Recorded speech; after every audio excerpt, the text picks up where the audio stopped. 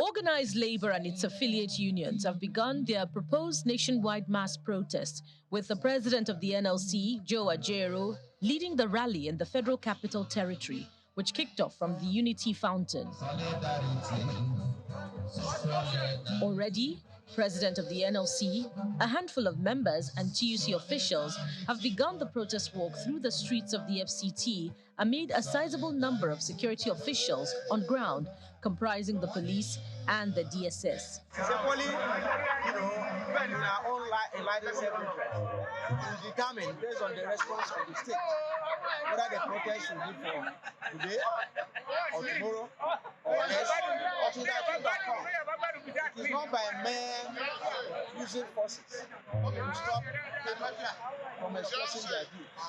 The protesters had one goal in mind: to get to the lawmakers, forcing their way through the second gate of the National Assembly, determined to get their voices heard.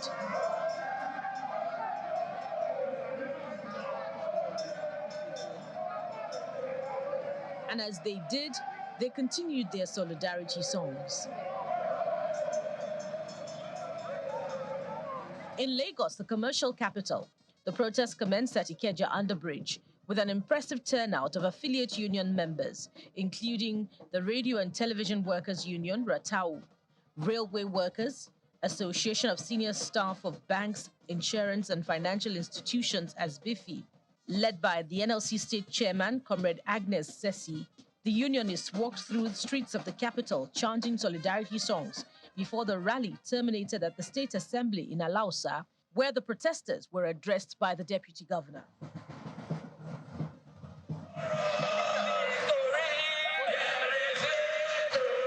Staying in the southwest, members of organized labor in Ogun State converged on the NLC Secretariat in Abuja, the state capital, as early as 8:30 a.m.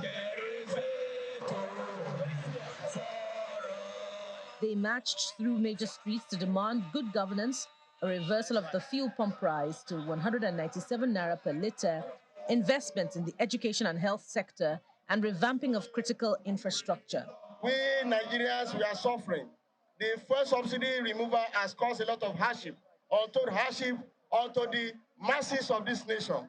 We have a lot, we have many, and we are suffering. We have crude oil, and we are still buying abroad. Enough is enough. We have solidarity forever.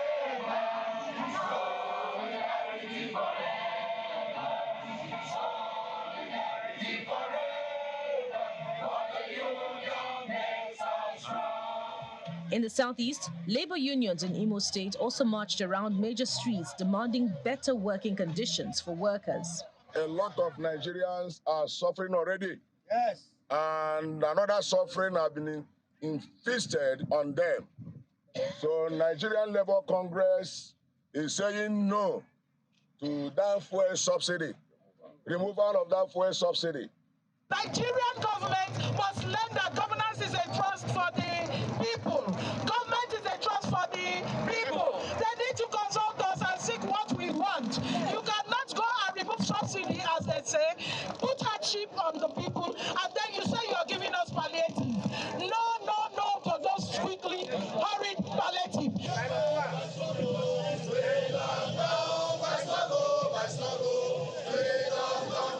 In Port Harcourt, the River State capital, the NLC protest takes off from the state secretariat on Igbuku Street in the D-line area of the city.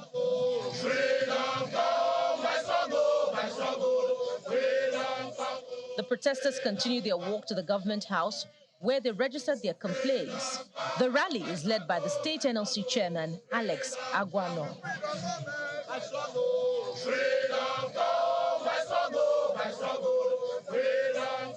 In Bayelsa State, members of the NLC and TUC begin their protest from Amaranta in the heart of Yenagoa and walk through the state government house where they express their grievances.